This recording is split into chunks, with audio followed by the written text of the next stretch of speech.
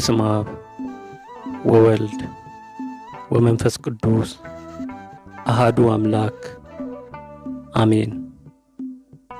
ሰኔ 12 ቅዱስ ሚካኤል።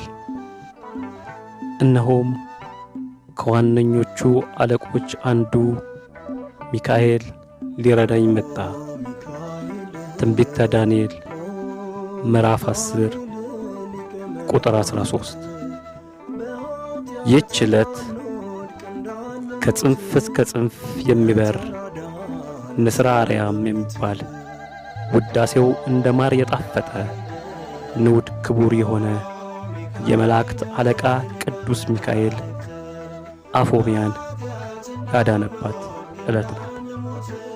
ዳግመኛም ይህች ዕለት የባህራንን የሞት ደብዳቤ ቀዶ ለታላቅ ክብር ያበቃባት ዕለት ናት።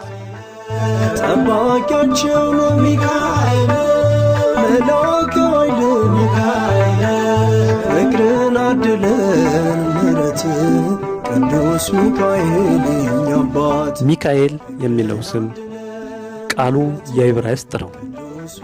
ሚ የሚለው መኑ ማለት ነው። ካ የሚለው ከመ ማለት ሲሆን ኤል ማለት ደግሞ አምላክ ማለት ነው።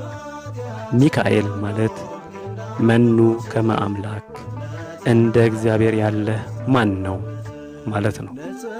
ይህም ማለት የቅዱስ ሚካኤልን ስም በጠራን ቁጥር የምንመሰክረው ስለ እግዚአብሔር ነው። በመሆኑም እግዚአብሔርን በባህሪ የሚመስለው በሥልጣንም የሚተካከለው በምድርም በሰማይም እንደሌለ የሚናገር ልዩ ክቡር ስም ነው። የነቢያት አለቃ ሙሴ ባሕረ ኤርትራን ለሁለት ከፍሎ ሕዝቡን ያሻገረለትንና ፈርዖንን ከነሰራዊቱ ያሰጠመለትን አምላክ እግዚአብሔርን ሲያመሰግን አቤቱ በአማልክት መካከል እንዳንተ ያለ ማን ነው? በምስጋና የተፈራ ድንቅንም የምታደርግ በቅድስና የከበረ እንዳንተ ያለ ማን ነው ብሏል።